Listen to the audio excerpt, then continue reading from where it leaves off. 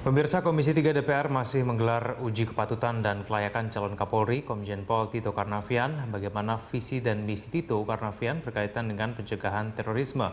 Informasi selengkapnya kita bergabung dengan Sadrina Evanalia dan juru kamera Muhammad Reza, serta Rinto di gedung DPR. Sadrina, sejauh mana pembahasan dalam fit and proper test berkaitan dengan pencegahan terorisme?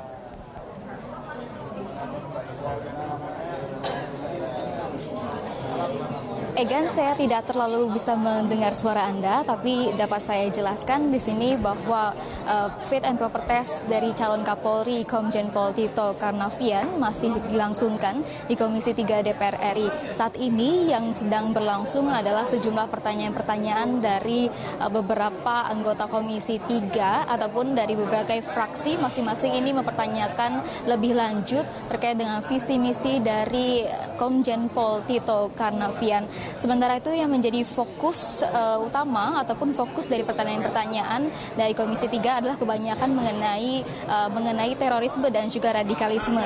Tadi juga ada beberapa anggota Komisi 3 DPR RI ini mempertanyakan bahwa masih beredarnya ini jaringan Santoso yang hingga kini belum tertangkap. Sementara itu juga terkait dengan penyanderaan warga negara Indonesia oleh kelompok Abu Sayyaf yang memang berjaringan dengan ISIS. Sementara itu juga mempertanyakan mengenai revisi undang-undang anti terorisme. Apakah ini nantinya akan memberikan kewenangan yang luas atau penegakan hukum terhadap terorisme? Apakah harus dibentuk dengan tim pengawas penegakan hukum penindakan terorisme? Dan untuk mengetahui lebih lanjutnya, tadi juga salah satu dari anggota Komisi 3 DPR RI yaitu Arsul Sani ini menyatakan atau mempertanyakan kepada Komjen Pol Tito Karnavian terkait apakah nantinya mekanisme apa dan juga strategi apa dari Tito Karnavian untuk menanggulangi dari penanggulangan terorisme ini. Dan langsung saja dengan Pak Arsul Sani di sini.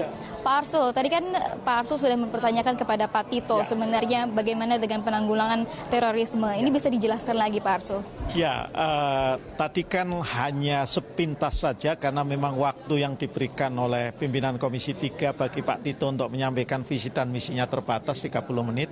Sehingga hal-hal yang terkait dengan penanganan kasus-kasus yang serius atau luar biasa itu kan tidak sempat dielaborasi. Nah, untuk mendalami itu beberapa juru bicara fraksi termasuk saya yang mewakili P3 itu menanyakan yang terkait dengan rekam jejak penanganan Polri dalam kasus-kasus terorisme, di mana intinya kami mempertanyakan dan mempersoalkan bahwa dulu ketika belum ada undang-undang terorisme justru penanganan itu begitu baik, yaitu dengan mengedepankan pendekatan sistem peradilan pidana, di mana waktu itu Amrozi dan kawan-kawan itu diadili, kemudian ya tentu diproses hukum, diadili, dihukum sampai dieksekusi mati, tapi itulah yang namanya pendekatan sistem peradilan pidana.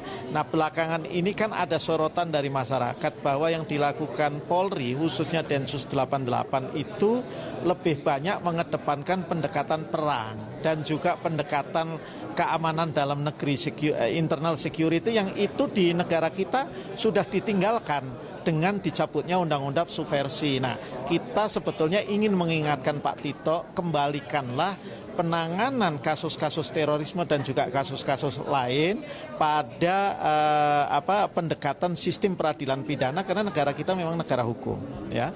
Betul. Pak Arsul, ini beralih ke yang lain. Jika melihat tadi visi misi dari Pak Tito secara keseluruhan, menurut Pak Arsul Sani seperti apa nih? Ya, secara keseluruhan bagus ya penyajiannya. Pak Tito bukan saja Pak Tito itu kan mencoba menerjemahkan nawacitanya Pak Jokowi di bidang keamanan nasional, kira-kira kan begitu, termasuk juga di bidang penegakan hukum. Nah, yang bagus adalah beliau mulai dari program besar, kemudian juga rincian kegiatannya, sampai juga alat ukur evaluasinya, ya. Jadi capaiannya itu apa, dan bahkan sudah dilengkapi, saya lihat di bahan yang lengkap itu dengan anggaran yang dibutuhkan. Nah, ini bagus ya.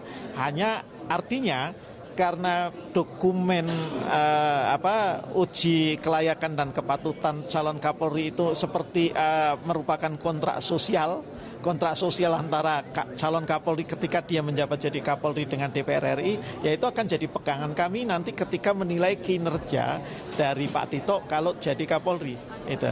Soalnya pertanyaan terakhir, nanti kira-kira akankah di rapat pleno ini Komisi 3 akan menyetujui? Ya, tentu kalau melihat arah tadi yang disampaikan oleh banyak fraksi, meskipun P3 belum menyatakan sikapnya, saya kira posisi DPR adalah posisi menyetujui, sehingga kontinuitas kesinambungan kepemimpinan Polri itu bisa, peraliannya itu bisa berjalan dengan sebaik-baiknya, namun tentu pasti ada catatan-catatan yang akan diberikan oleh Komisi 3.